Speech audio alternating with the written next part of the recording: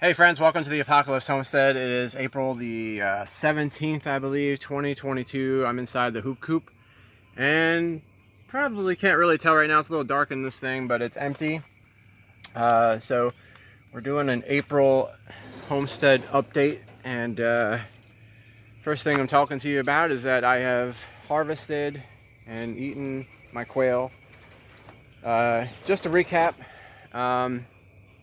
I ordered 50 quail eggs and only 12 of them hatched. 3 of them died, and then 9 of them grew to maturity, and I think they might have been all males. Somehow they were all males. It might have just been they were the ones that were strong enough to survive whatever foul up I committed against them that made them hatch so poorly. But I went several weeks, probably 2 or 3 weeks longer than should have been necessary for them to lay eggs, and there was no eggs. So I figured they must have been all males. They had a constant supply of really good food from Calmback Farms, and they always had water, so there was no reason for them not to lay eggs. They didn't lay eggs. I figured they must be all males, so I harvested them. Harvested 8 of them. 1 of them got away. Quail can fly, by the way. But by then I had already decided that I was going to go with the Bresse chickens for meat. Bresse is a French variety, if you're not familiar. And they grow really fast. Not as fast as the Cornish cross. Nothing is ever going to be as fast as the Cornish cross. But allegedly their flavor is very, very, very high quality. I don't know if you've ever eaten like a Rhode Island red rooster, which I did recently. It's not awesome. I mean, it's edible. We had bought some hens from somebody, and one of them turned out to be a rooster. We already had a rooster. We didn't need it, so we ate that rooster, and it just wasn't awesome. So hopefully the breast chickens perform in that light better than anything else I've ever had from dual purpose breeds, you might say. They're just not good, and nothing is ever going to, at least in terms of growing fast, nothing's going to compare to the Cornish cross. But I wanted a chicken that I could raise. So what we're going to do, basically, I've got 12 eggs in the incubator. Hopefully they hatch. Because I had some moron come here and install internet, and while he was installing the internet, he unplugged my incubator to hook up the router and the modem, and didn't tell me. So the incubator went 12 hours without being on, and the general consensus seems to be, some people are saying they're foobar, but most people are saying that they should be okay. So I'm keeping my fingers crossed. But basically what I'm going to do is I'm going to hatch these, hopefully. I'm going to eat all of the roosters except for one, and then I'm going to tag those hens and the one rooster, and that's going to be my breeding stock. And then I'm going to take those eggs, incubate those, and then continuously raise more chickens here on the homestead. Whereas with the Cornish cross, you would have to constantly order chicks from the hatcheries because they're a cross, they're a hybrid. Their genetic lines are very, very, very, very well kept. And very, very developed over many generations. And I'm not talking about generations of chickens, I'm talking about generations of people. The Cornish cross was conceived in the early 20th century, and these genetic lines that they have at the hatcheries are just unbelievably efficient. Also very cruel. I don't know if you've ever seen a Cornish cross, but their bodies grow too big. Their meat grows too fast for the rest of their body, so they have terrible heart conditions, they can only walk a few steps before they have to sit back down. So, it's just not a good, I don't like to treat my animals totally like a commodity, which is why I built the hoop coop instead of, raising the quail in little cages like some people do, and they keep them in total darkness so they don't move around too much, and it makes the meat taste better. I built the hoop coop so they had freedom of movement. But I put the tarp over it to keep it dark. Got a little birdie down there. And that seemed to work well because they had freedom of movement. But every time I went over there, they were just chilling and they weren't moving around. And quail for sure. Taste absolutely spectacular. I recommend them. You just gotta raise a lot of them, guys. They're so little. They're like 1/5 or 1/6 probably the size of a good sized broiler. They're real easy to harvest and process. I did most of the I dispatched them with my bare hands. I pulled off all of the skin and the wings and the feet with my bare hands. The only thing I needed scissors for was to spatchcock it. Spatchcock being cutting out the backbone, opening up the body cavity, and taking out their organs. I only needed the scissors for that. So it was real easy. I definitely do recommend it. I'm not saying that quail are not awesome, and I might go back to quail if the Bresse doesn't work out, because we did enjoy them. So the rabbits here are doing well. We had a bit of a mishap with this mama right here. You can't really tell right here, but she's missing a good amount of her fur. She got some red mites in her ear right before she gave birth. I don't know if that had anything to do with the fact that she gave birth and ejected most of her babies onto the ground. There's only one little baby in there out of probably the 7 that she gave birth to, so that's unfortunate. This right here is one of my bucks, New Zealand whites, and these guys are just about ready to be harvested. I'm going to give them until next week and start harvesting some of them. I'm going to try and sex these and grab a female out of here, so I have another breeding doe, which will give me 3 does, and so we can up the number of rabbits we can raise. These are our latest batch of rabbits here. Real pretty rabbits. We mated this New Zealand white with this Rex New Zealand cross right here, and they're real pretty. My wife has fallen in love with them, unfortunately. Like, baby, we're gonna eat them. And so rabbits I definitely recommend, as well as I've recommended on this channel to you guys. Real super easy. You know, every once in a while you got to deal with things like those mites, and that was a real unfortunate situation.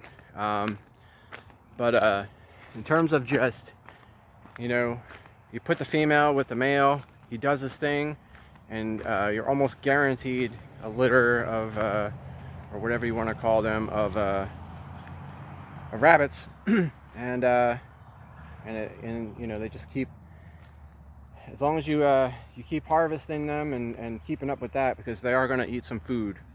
So I'm in the garden. We'll start at bed number 1 back here. By the way, I've got some kid pools here that I got from the dollar store. I'm going to fill these up with water and put azolla and duckweed in them. So one pool will have duckweed, one will have azolla, and those are real high protein algae that I could feed my chickens or my meat birds. So look into that if you're looking to grow your own chicken feed. Super easy. I'm getting eaten alive by mosquitoes. So here's my row of peas. They are doing fabulous. I gotta keep a close eye on these and make sure I harvest them as they're ready. I'm gonna let them go to like the seed stage where they get real dry and hard, and I'm just gonna collect them all, and I'm just going to put them through a mill all at one time and make a feed mash. Right here we have, you can probably just see the green of it, but this is flax, and over there you can see my cucumbers are looking a little yellow and they're a little stunted. I really don't know. I guess this soil isn't terribly good. A lot of these beds just need a lot of work. My herb garden here is planted. You won't be able to see it, but there's a lot of germination going on. My comfrey's coming up. And I'm finally at the point now where I can actually pay attention to my garden, the actual garden beds that I have growing here. So I've got a lot of weeding to do, and I'll show you. Like, I've been pulling the weeds here every time I come out and harvest. You know, my collards and whatnot, but like this right here is just an abomination. This is all grass and it's all seeds, and that's going to be real trouble in the future. I do have onions growing in there, but they're largely stunted, probably because I just didn't have time to get the weeds out of them. So I'm gonna have to get to work on this. I did. You can see this is my alliums bed, all my garlic, and let me show you this. I'm real proud of this. This is like, I never expected to grow an onion this big. Let me see if I can get a better angle at it. Look at the size of this baby. That is a huge, huge onion. That is a nice grocery store size onion. Not all of them are like that, but you know, some of them are just a nice, decent size. And you know, I had several dozen of them in this bed over here, and more of them over in that bed. That they're not going to do anything. But this is the first year that I planted onions before, but this is the first year I've been successful with them, and I'm real happy with it. This is my asparagus bed, and you can see that I've weeded this bed, and that's looking much, much nicer. I'm much happier to show these beds to you. This is my artichoke bed. You can also see that I've taken a stirrup hoe and just disrupted all the soil and everything, and I'm gonna have to do this often because the chamber bitter has started growing, germinating, and if you don't know what chamber bitter is, become acquainted with it, look it up, get an idea of what it looks like, and then do not ever suffer that weed to propagate in your garden. It's going to happen anyway because they make the tiniest little, almost like pollen-sized seeds, and they just blow everywhere. But if they blow open in your garden, you're just going to get a giant explosion of them, and they also call it gripe weed because it's just makes you miserable. It'll really make you hate your garden. Let's put it that way. This is my chicken feed bed, and it's kind of spotty. I've got some spotty germination on the black sunflower seeds. I can see some. It's either amaranth or Malay. I'm not really sure which one it is. Finally starting to germinate. So I was going to tear this whole section of the bed up and replant it, but I'm definitely going to let the Malay come in, if that's Malay or the amaranth, because especially the amaranth, I paid a lot of money for the amaranth, and I didn't get a whole bunch of that stuff. This is my barley, and the barley is starting to go to seed here. You can see it's kind of like a real pretty cereal looking kind of grain forming here. And over here we have some quinoa also kind of going the seed there. So that's pretty cool. I don't think it's gonna make enough of either to really make a huge difference, but this is kind of a learning process for me. So my tomatoes here are doing excellent, extra well. I'm gonna have to start pruning them and tying them to the stake because they're getting pretty tall. I've got acorn squash here, and you can see I've got a nice little plot of carrots going here. I didn't get very uniform germination here, but there's certainly enough carrots growing right here that I'll get a nice little harvest from them. Those are cosmic purple carrots. They're my favorite carrots, and big fan of those. You can see here that my squash is looking like it's struggling a little bit. We've got golden zucchini here, the tondo scura di piacenza here, and then the regular zucchini over here. And these peppers are looking a little bit yellow as well. I don't really know what's going on here. The soil is brand new. I bought it, you know, it's not the greatest soil in the world. It's not like Happy Frog or anything. I really couldn't afford Happy Frog. But it's something called Kellogg's. It's not USDA organic, but it says suitable for organic gardens. So I really don't know why these are struggling. I'm going to keep adding compost to them. And these are brand new beds, guys. So, you know, even though they're raised beds and they're filled with soil, I didn't really put a lot of soil. There's only 10 2 cubic foot bags of soil in these 25 square foot or these 100 square foot beds. So this is kind of like only like a 2 or 3 inch layer of topsoil over top of the subsoil. It's not awesome, and I'm just gonna have to keep amending it. That's all there is to it. I was hoping to get better better results right away because we are kind of in an emergency situation. But um, I'm just gonna have to keep sifting the compost and dumping it in and making more and pumping it in here. This is a spaghetti squash, and you can see I've added a lot of compost to this bed. I added compost to both my squash beds, and then over here we have the Marina di Chioggia pumpkin. They're actually looking kind of happy. So is the spaghetti squash. And then here we have some buckwheat and some purple hull peas. These are more chicken feed.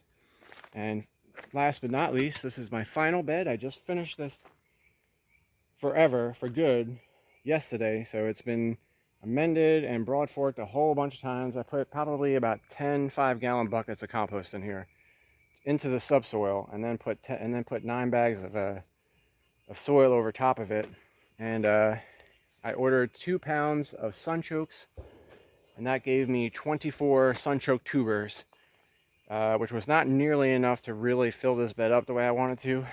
So I just put them 2 to a row, about 18 inches apart, which came down to about the end of this log right here. And I got about 8 feet of space back here that are empty. So I filled that in with turmeric root, which was kind of like a problem solved because I wanted to put turmeric in the garden, but I kind of ran out of room for it. Turmeric being kind of a perennial. I'm zone 8B, guys, by the way, so you got to take into account a lot of the stuff that I'm talking about. I'm in a very, very warm climate. A lot of the stuff that I do, you won't be able to do. You can grow turmeric if you grow it in a pot in most places. I have planted turmeric in my garden at my old homestead, and it overwinters, kind of like the moringa. It dies back, but the root stays alive, and then it grows back. The soil that I planted it in over there was not ideal, so I never got any tubers out of it. But the plant did come back year after year, so I'm hoping that this soil will be much more favorable to it, and I'll just harvest it and then replant it and get some fresh turmeric root, which is it's a really mild, if you've never tried it, it's a really mild spice, but the anti-cancer and anti-inflammatory properties of it are just fantastic, and I really, really want to have it on the property for medicinal purposes. So yeah, I mean, everything's going. I'd give the garden about a B plus. It needs some work. There's a lot of room for improvement. It's doing well in some places, not so well in other places. But it's here and it's done in all of its glory. Look at this. This is just, I mean, all of this, if you look back on the, behind the garden there, that meadow, that's what all of this was. Just meadow, just grass. And now it is this beautiful sanctuary of abundance and nutritional, source of nutrition, source of sustenance, beautiful sustenance, and it's aesthetically pleasing. It's probably one of the more aesthetically pleasing gardens you'll ever see because it's natural. It's made out of the fallen trees. It's got the wood chips in the center here, and it's surrounded by the woods pretty much. It's kind of like this cloistered area here. I really, really love it. It really makes me happy to be out here. And probably about once a day I'll walk out of the trailer and just look at it and I'm like, oh my God, I did that. I did it in less than a year. So anyway, thanks for, one thing I wanted to talk about, guys, is, and again, I got distracted about my growing area, the things that I do here. A lot of homesteaders will make videos about canning and preserving food. We don't do that here. I do some food preservations with my peppers. Like I will smoke dry my jalapenos and make chipotle. I'm going to dry my cayenne peppers and grind them into cayenne pepper for spices and that sort of thing. But most of this stuff I will just eat them seasonally, and then once they stop producing, that's all I'll get from them. So because I can grow year round here. So right now, as all the squash and the peppers and the tomatoes are coming in, at this time of year, like my kale, you see I've got some Merlot lettuce coming in right now. These are cool weather crops. My collard greens, my scarlet kale, my broccoli here has gone to seed, and more scarlet kale. I actually have more collards that I planted earlier in the season, probably late winter. So these are still producing for me. I can come out anytime I want and get kale and collards and Brussels sprouts, greens. Still, my mustards have gone to seed. But my fall garden is still in production here. My fall winter garden is still in production. And then my summer garden is coming in. And pretty soon, the heat is going to get too intolerable for this. And I'm going to have to clear it out. And I'll probably plant some of it with sorghum, which is a hot weather grain that'll be good for the chickens. But a couple of these beds, I'll probably just tarp over for the summer and then replant in the wintertime. So we eat seasonally here is basically what I'm getting at. I might make some salsa. I did get some pickling cucumbers from the nursery. They're not doing terribly good right now, so I don't know if I'm going to be able to. I might make some salsa, using my all the peppers I've got over there growing. But basically, once they stop producing, I stop eating them, and it just kind of flows season over season. I'll be fortunate enough probably for a few weeks to still be able to get the winter garden vegetables, and then to get some peppers and some squash in the summer. So we don't do any canning, guys. We don't really do any food preservation. If you're up in zone 5, 6, 7, you might want to do that, because a lot of people will start off their spring garden with the cool weather crops, and then later on, after the threat of frost has cleared, then they'll start doing their tomatoes and eggplants and all that kind of stuff. But I grow food year round here, so there's really no reason for me to preserve. If I do love tomatoes, and I could preserve them if I wanted to, I could make like a marinara sauce out of them if I wanted to, or I could, I could roast them, fire roast them, and preserve them. But I really don't have time, because by the time these guys are winding down, it's going to be time to start making preparations for the fall garden. I'm going to have to, start the seed beds and prep the beds and everything. I don't have time to be canning vegetables and all the things that go along with that. So anyway, video is running a little bit long, and it's getting a little bit dark, and I'm probably getting eaten alive by mosquitoes still.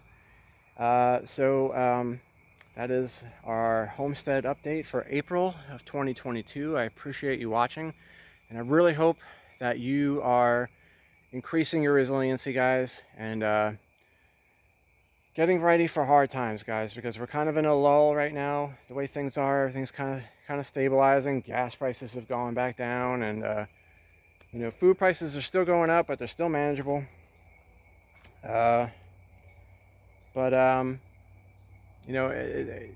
kind of a lull in the chaos right now. When the gas prices exploded, everybody freaked out, and then it kind of pulled back a little bit.